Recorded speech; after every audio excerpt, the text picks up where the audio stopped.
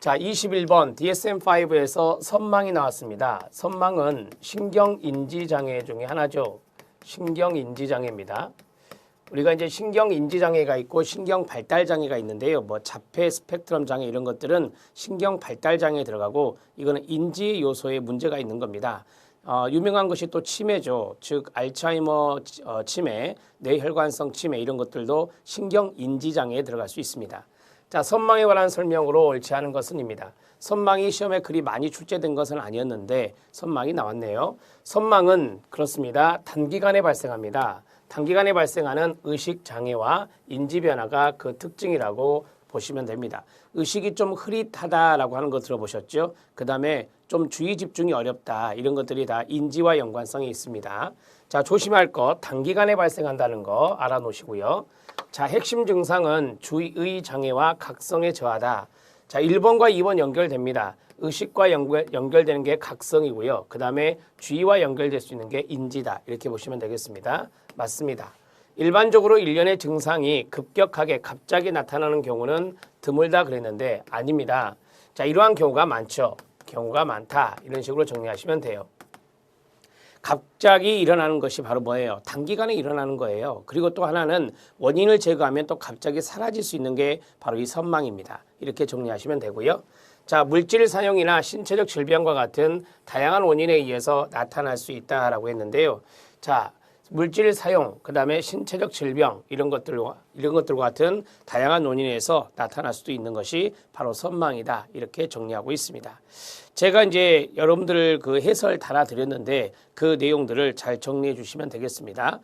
이 내용들은 여러분들이 이제 해설에 있는 내용들은 교재에 있는 내용이나 아니면 제가 또 DSM-5에서 부가적으로 좀 알아두셔야 될 것들은 정리가 되어 있습니다. 해설을 잘 활용해 주시면 좋겠습니다. 답은 3번이 옳지 않은 내용이 되겠습니다. 자, 정리가 됐습니까? 이제 22번 문제 들어가도록 하겠습니다. 자, 22번 문제는 우리가 이제 이 박스 지문을 곰곰이 읽으면 답은 쉽게 찾을 수 있는 것입니다. 한번 보시죠. DSM-5에서 어떤 진단 기준의 일부인가 라고 했습니다. 자, 첫 번째 보시면 필요한 경우에 비해서 음식 섭취를 제한한다. 힌트 나왔죠? 음식 섭취를 제한한다. 그러면 세 글자로 한다면 네, 거식증이라고 볼 수 있겠죠. 거식증이라고 볼 수 있겠는데요. 왜요? 거부했으니 음식 섭취를 제한한다는 것은 거부한다는 거거든요. 나이, 성별, 발달 수준과 신체 건강에 비추어 두 번째 힌트, 현저한 저체중 상태를 초래합니다. 음식 먹는 것을 거부하고 제한하기 때문에 저체중 상태에 빠진다.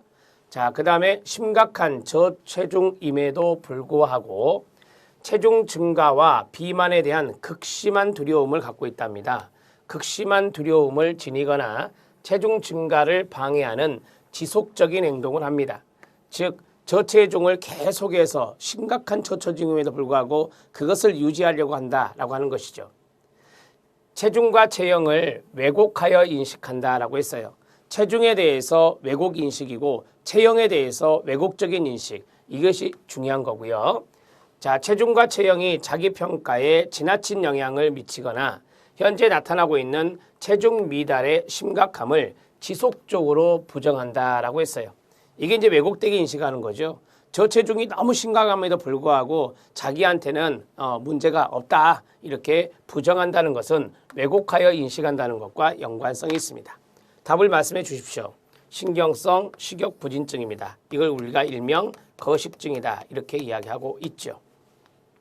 자, 22번의 답은 2번으로 답을 처리하시면 되겠습니다. 자, 정리가 됐고요. 나머지는 참고적으로 보시죠. 자, 이제 23번 문제 들어가도록 하겠습니다. 23번은 예전에도 나왔던 건데요.